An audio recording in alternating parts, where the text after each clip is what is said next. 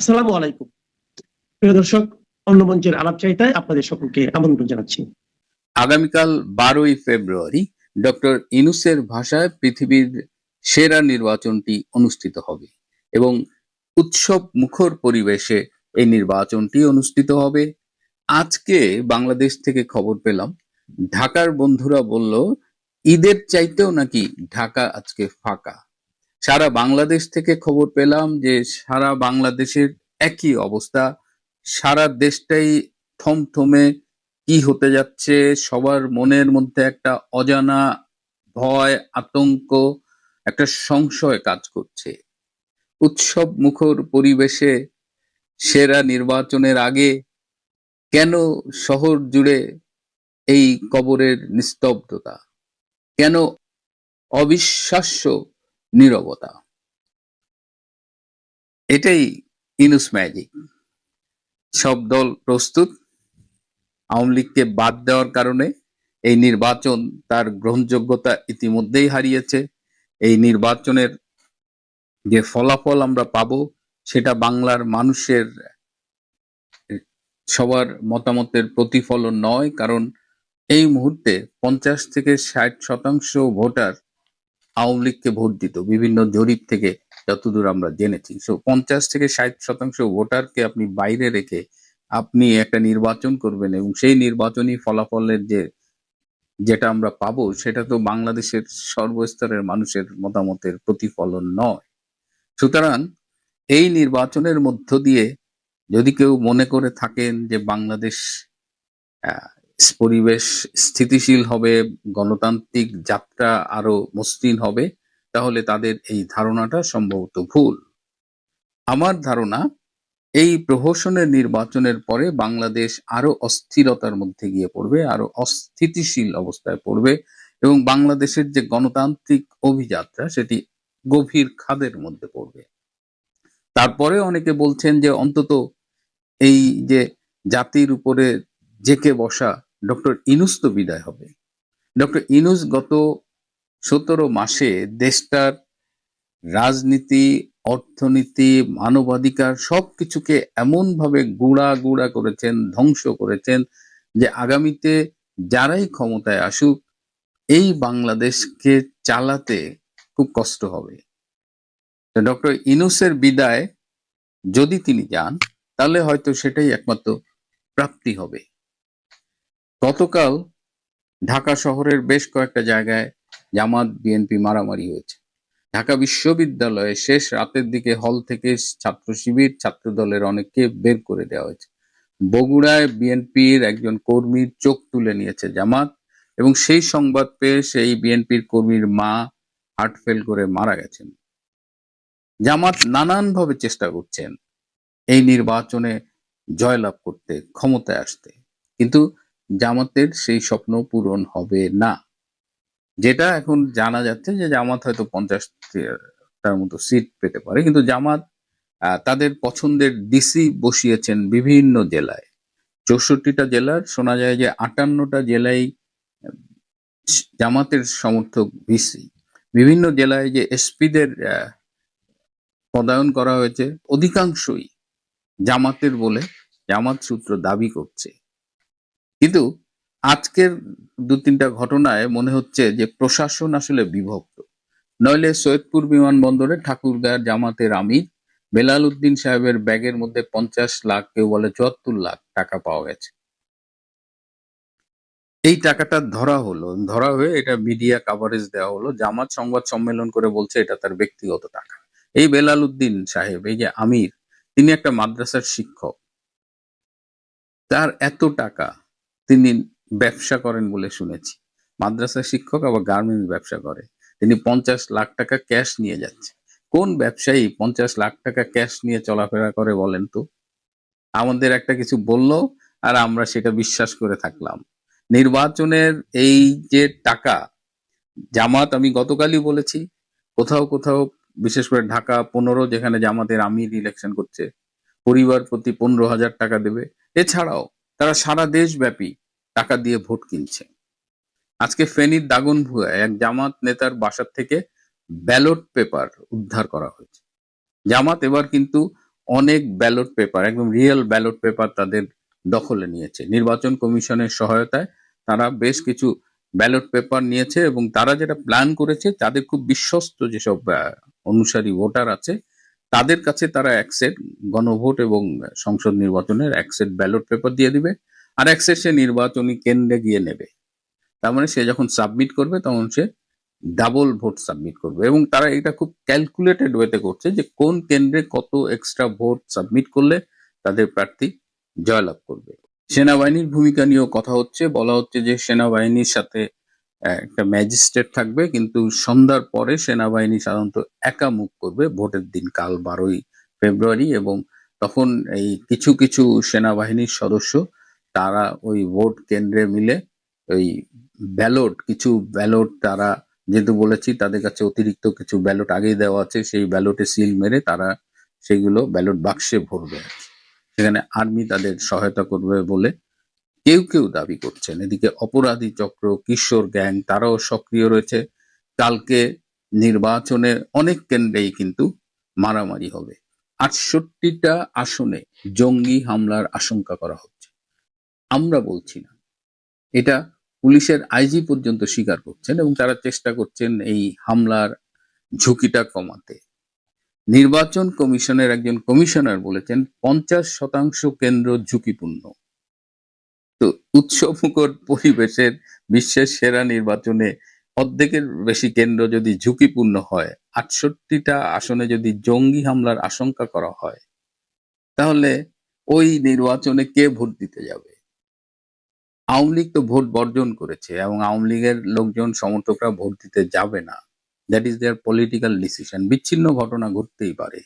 যদি কেউ ভোট দিতে যায় আওয়ামী পন্থী কোনো কারণে, তাকে বলা হয়েছে সে যেন না ভোট দেয় এবং সংসদ নির্বাচনের অংশে সে যেন জামাত বিএনপির বাইরে কাউকে ভোট দেয় বা একাধিক ভোট দিয়ে ব্যালট পেপারটা নষ্ট করে আসে। এই নির্বাচনে আওয়ামী লীগকে জোর করে অংশগ্রহণ করতে দেয়া হয়নি। তারপরেও দেখেন এই নির্বাচনে আওয়ামী লীগকে ঘিরেই সব আলোচনা হচ্ছে এবং সব প্রার্থীরা মনে করছে যে আওয়ামী সমর্থকদের ভোট তারা পাবে, কিন্তু অধিকাংশ ক্ষেত্রেই তারা পাবে না। কাল প্রচুর সহিংসতা হবে, প্রচুর সন্ত্রাসী কার্যকলাপ হবে, প্রচুর রক্তপাত হবে এবং অলরেডি আপনারা দেখেছেন যে সংখ্যালঘু নির্যাতন শুরু হয়ে গেছে। তো এরকম একটা সারা দেশব্যাপী একটা অরাজকতার মধ্যে এই নির্বাচনটি, এই প্রহসনের নির্বাচনটি অনুষ্ঠিত হতে যাচ্ছে। এই নির্বাচনে আপনি ভোট দিতে যাবেন কিনা সেটা আপনি আরেকবার ভাবুন। আপনি যদি আওয়ামী লীগের সমর্থক কর্মী হন তাহলে দলীয় সিদ্ধান্তে আপনি ভোট দিতে যাবেন না। আপনি যদি সাধারণ জনতা হন, আপনি যদি মনে করেন যে গত 17 মাসে ইউনূস বাংলাদেশটাকে ধ্বংস করেছে এবং এই গণভোটের মধ্য দিয়ে, আমাদের স্বাধীনতার মধ্য দিয়ে অর্জিত বাংলাদেশের যে সংবিধানটি করা হয়েছিল, সেই সংবিধানটাকেও কাটাছেঁড়া মোটামুটি ধ্বংস করা হবে, তাহলে আগামীকাল আপনি নিশ্চয়ই ভোট দিতে যাবেন না। আমরা যারা বাংলাদেশকে ভালোবাসি, যারা মুক্তিযুদ্ধের চেতনাকে ধারণ করি, তারা এই বাংলাদেশকে রক্ষা করবার জন্যই আগামীকাল 12ই ফেব্রুয়ারির নির্বাচনটা বর্জন করব। আর যদি কেউ যান, সাবধানে থাকবেন, নিজের জানটা নিয়ে যেন নিরাপদে বাসায় ফিরতে পারেন। এবং কালকে আরো কিছু ঘটনা ঘটবে, দেখবেন বেশ কিছু প্রার্থী দুপুরের পর থেকে প্রার্থিতা প্রত্যাহার করা শুরু করেছে এই নির্বাচনের মান কোয়ালিটির প্রশ্ন তুলে। অলরেডি বিকাশ নুরু, গণ অধিকার পরিষদের যিনি সভাপতি এবং ডাকসুর ভিপি ছিলেন, নুরু অলরেডি নির্বাচন কমিশনে অভিযোগ জানিয়েছে এইভাবে নির্বাচন হলে তিনি হয়তো কাল উইথড্র করতে পারেন। সুতরাং প্রিয় বন্ধুরা, যারা বাংলাদেশে আছেন, অলরেডি আমরা যারা প্রবাসী আছি, আমরা কিন্তু এই ভোট বর্জন করেছি। আমরা অধিকাংশই ভোটার হিসেবে নিবন্ধনই করিনি। তারপরে যে মাত্র 5% মতো ভোটার হিসেবে নিবন্ধন করেছিল, তার মধ্যে আবার 2% ভোট দেয়নি। সুতরাং ওভারঅল মাত্র 3%, 97% প্রবাসী এই ভোট বর্জন করেছে। সেখান থেকে এই ট্রেন্ডটাই বাংলাদেশের মানুষের কাছেও আমরা আশা করছি। আমরা আশা করি যে 10, 15 বা 20% ভোট হতে পারে। কিন্তু যে যা ভোটই দিক, অনেকে আমাকে বলেন ভাই ভোট কেন্দ্রে যাবো, গণভোটে না দেবো না। আপনার হ্যাঁ নাতে কোনো কিছু থেমে থাকবে না।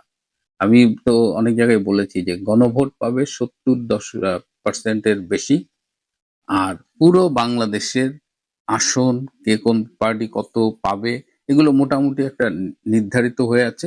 এর মধ্যে আপনারা যা দেখছেন এগুলো সবই স্ক্রিপ্টের অংশ, মেটিকুলাস ডিজাইনের অংশ। বাংলাদেশ, তার সামনে অন্ধকারাচ্ছন্ন দিন, তার সামনে ভীষণ অনিশ্চয়তা।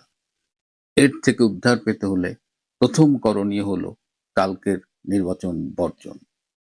একটা হাস্যকর প্রহসনের নির্বাচন হবে। সারা বিশ্ব অলরেডি কনসার্ন এক্সপ্রেস করেছে, উদ্বেগ প্রকাশ করেছে, এবং কালকে আমরা তো বললে অনেক কিছুই আপনারা শুনতে চান না, কিন্তু কালকে বিশ্ববাসী দেখবে যে সেরা নির্বাচনের নামে কেমন প্রহসনের, কেমন হাস্যকর একটা নির্বাচন হয়েছিল। সে 1996 সালের 15ই ফেব্রুয়ারি নির্বাচনকেও হার মানাবে আর এই 2026-এর 12ই ফেব্রুয়ারির নির্বাচন। প্রিয় বন্ধুরা, আজ এ পর্যন্তই। ভালো। আসসালামু আলাইকুম। বাংলাদেশে যে নির্বাচনটি অনুষ্ঠিত হতে যাচ্ছে, নিঃসন্দেহে নানান আঙ্গিকে, নানান দিক থেকে সারা বিশ্বের দৃষ্টি সেদিকেই। এবং আওয়ামী লীগ বিহীন এই যে নির্বাচনটি, তা আসলে দক্ষিণ এশিয়ার জন্য কতটা হুমকির, অথবা যুক্তরাষ্ট্রের জন্য বা কতটা স্বস্তির, সেই প্রশ্ন তুলে এই নির্বাচনকে কতটা সার্টিফিকেট দেবে যুক্তরাষ্ট্র, তা বলার চেষ্টা করেছেন মার্কিন গবেষক এবং রাজনৈতিক বিশ্লেষক, মার্কিন বুদ্ধিজীবী মাইকেল রুবিন। মাইকেল রুবিন সম্পর্কে আরেকটু বলে নিই যে তিনি আমেরিকান এন্টারপ্রাইজ ইনস্টিটিউটের সিনিয়র ফেলো এবং মার্কিন প্রতিরক্ষার সদর দপ্তর পেন্টাগনে যার রয়েছে যথেষ্ট প্রভাব, এমনটা শোনা যায়।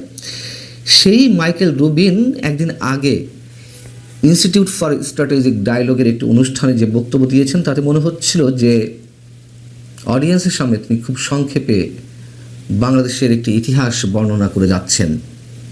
তিনি মন্তব্য করছেন শুরুতেই যে প্রেসিডেন্ট ডোনাল্ড ট্রাম্পের দ্বিতীয় মেয়াদের একটি অপ্রত্যাশিত সংকট এ সপ্তাহেই বাংলাদেশে ঘটতে যাচ্ছে, নির্বাচনকে উদ্দেশ্য করে তিনি বলছেন। তিনি তার বক্তব্যের শুরুতেই বলছেন যে 2024-এর 5 আগস্ট গণঅভ্যুত্থানে সাবেক প্রধানমন্ত্রী শেখ হাসিনা যে বাংলাদেশ ছেড়ে ভারতে চলে যেতে বাধ্য হলেন, সেই অভ্যুত্থানের কারিগর যারা ছাত্ররা, সেই ছাত্রদের পক্ষ অবলম্বন করেছিল বাইডেন প্রশাসন, মার্কিন সাবেক প্রেসিডেন্ট জো বাইডেন। এবং ইরানের শাহের প্রতি তৎকালীন মার্কিন প্রেসিডেন্ট জিমি কার্টারের যে দৃষ্টিভঙ্গি ছিল, তার মতোই বাইডেন প্রশাসনের পররাষ্ট্রমন্ত্রী অ্যান্টনি ব্লিংকেন এবং তৎকালীন জাতীয় নিরাপত্তা উপদেষ্টা জ্যাক সুলিভান একইভাবে শেখ হাসিনার প্রতি দৃষ্টিভঙ্গি পোষণ করেছিল, এবং তাদের ব্যক্তিগত ক্ষোভের জায়গা থেকে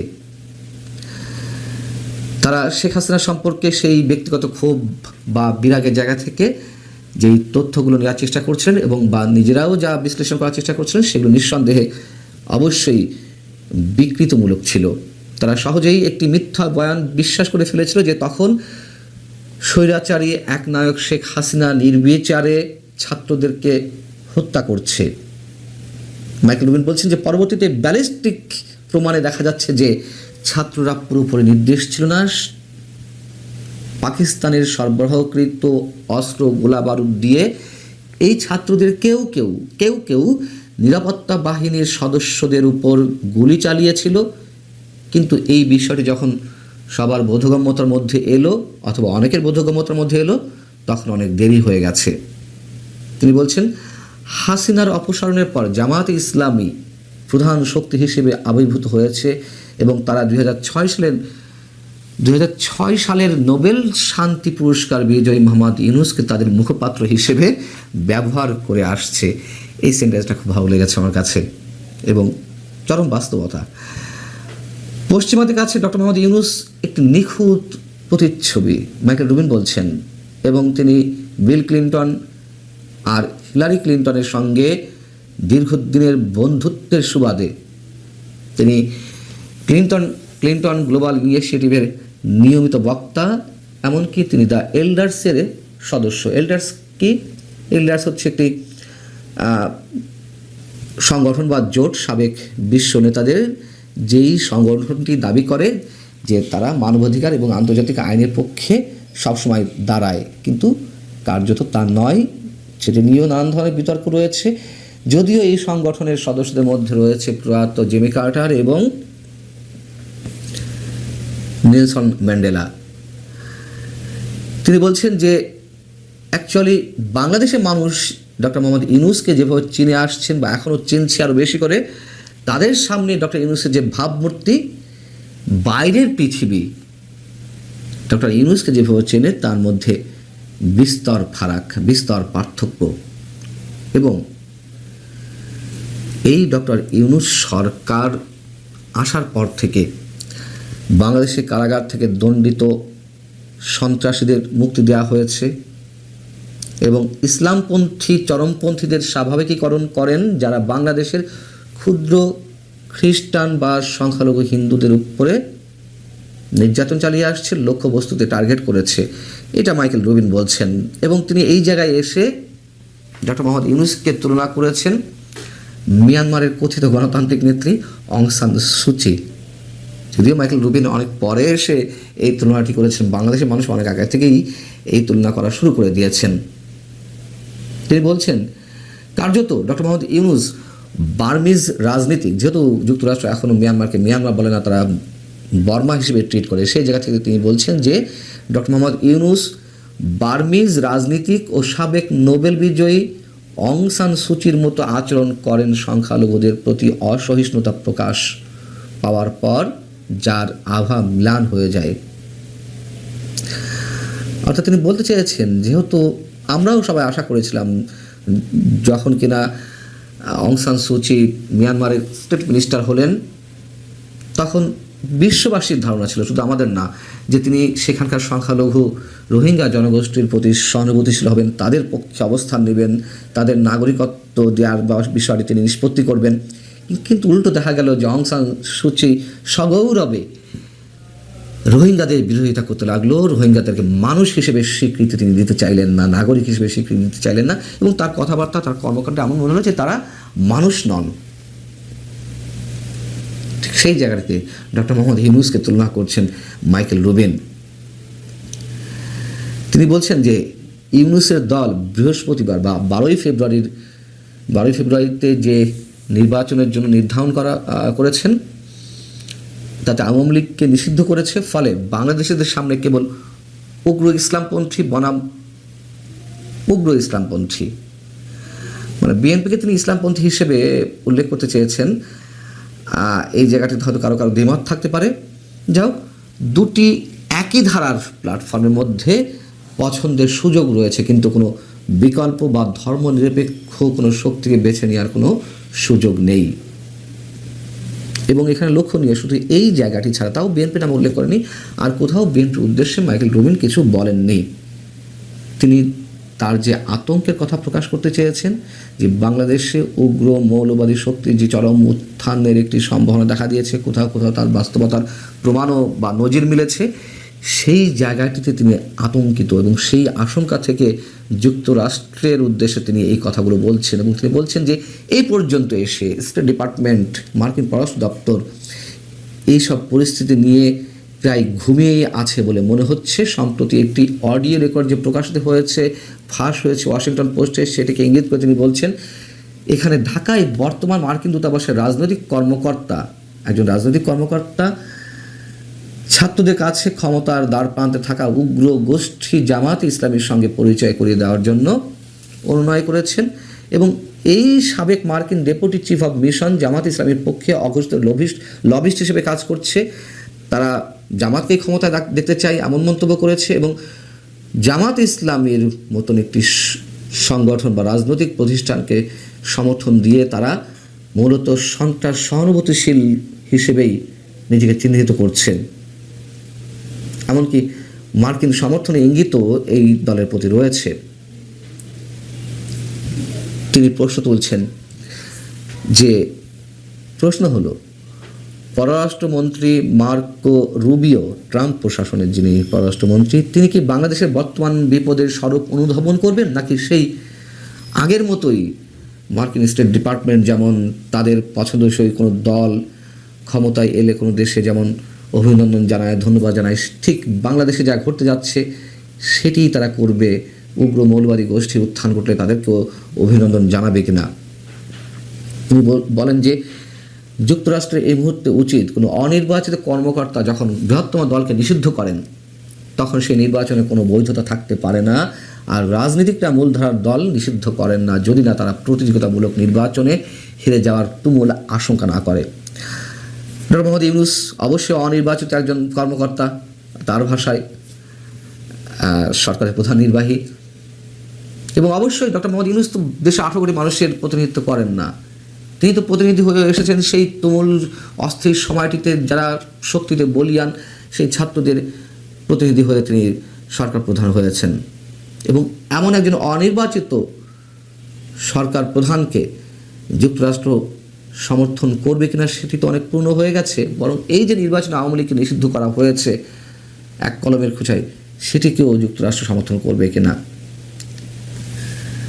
তিনি বলছেন যে প্রায় 20 কোটি জনসংখ্যার একটি বাংলাদেশ যদি সন্ত্রাস সমর্থক হয়ে ওঠে, মানে সন্ত্রাসের রাষ্ট্রে পরিণত হয় এবং যুক্তরাষ্ট্র ভারত ও ধর্মীয় স্বাধীনতার প্রতি শত্রু ভাবাপন্ন হয়, তবে তা হবে এক যুগান্তকারী পরিবর্তন। অর্থাৎ এই অঞ্চলের বা এই সাবকন্টিনেন্টে যে অস্থিরতা দেখা দিতে পারে সেই জায়গাটির জন্য বীজ রোপণ করছে সম্ভবত এই নির্বাচন, এমনটি তিনি বলতে চেয়েছেন। এখন মাইকেল রুবিনের কথা কতটুকু শুনবে ট্রাম্প প্রশাসন বা কতটুকু গুরুত্ব দেবে আন্তর্জাতিক বিশ্ব আমরা জানি না, যদি তার আশঙ্কাটি সত্য হয়ে থাকে যে এখানে উগ্র মৌলবাদী গোষ্ঠী নেতৃত্বে আসবে বাংলাদেশের মানুষের। ভালো থাকুন সবাই, আল্লাহ।